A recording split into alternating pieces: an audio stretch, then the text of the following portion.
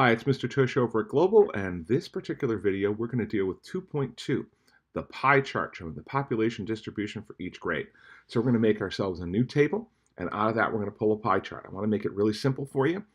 This uses some denser computer language, but if you're a little patient with it, you're going to be fine. So here's my data set, and I want to know how many kids in all 4 grades that I have. Well, first problem I have is I've got this thing filtered for grade 12. Well, I'm going to take my filter off. Click the filter, select all. Okay, there's all my grades. Secondly, and you really don't want to skip this step, whenever I'm messing with the entire data sheet or any portion of it, and I'm going to take pieces out of it, I save my original data sheet and I copy it to a new page. So I'm going to go over to data, and where it says right here, I do things to the entire sheet, and I'm going to go to duplicate. And I just click to duplicate. It'll take an extra second to duplicate it. Once I do click duplicate, it will give me a page called copy of data. They look just like each other, but I'm actually switching between the 2 pages. All right. On this page called copy of data, I'm going to rename it. I'm going to call it distribution. And the reason I'm doing that is I want to know that this page is all about finding out the grade distribution. And at the bottom of this page, I'm going to put in a new chart. So the chart's going to say grade and students. Actually, I'm going to call them number of students. So I'm going to say grade, freshmen, sophomores, juniors, and seniors. So stop for a second, do those 2 things. Copy and move it, and then set up this little column.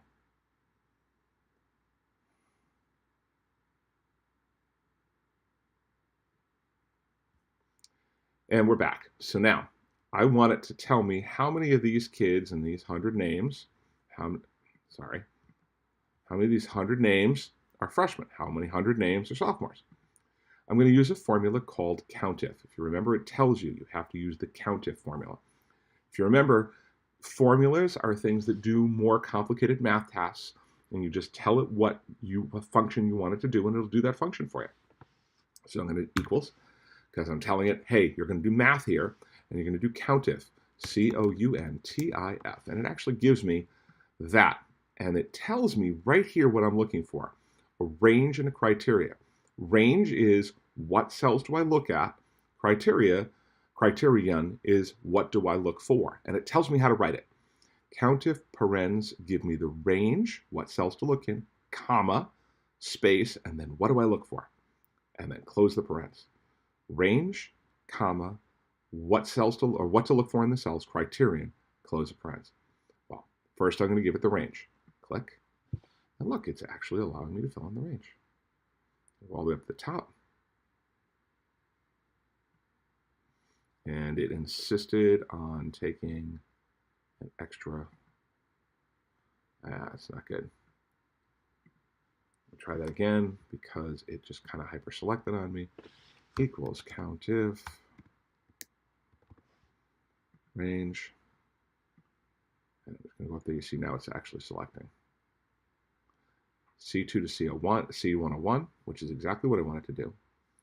And then in here, wait, it reminded me, comma, and then look for the number 9, space number 9, and that's telling me to close the parentheses, and then I hit return. 19 of these kids are freshmen. Is that for real? Well, let's find out. I'm going to practice it again with the sophomores. Equals COUNTIF, click, because that's what I want. Range. Give me the same range. Up we go. Slide back down. Go back to it. Criteria, comma. Now I'm looking for grade 10. Close parens. There are 37 sophomores.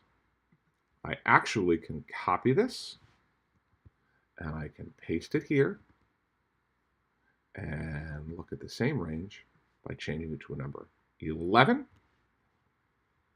and I can paste it here, and look for the number 12. There we go. There are 19 freshmen, 37 sophomores, 29 juniors, and 15 seniors. do that task and then come back. We have one more to create your pie chart.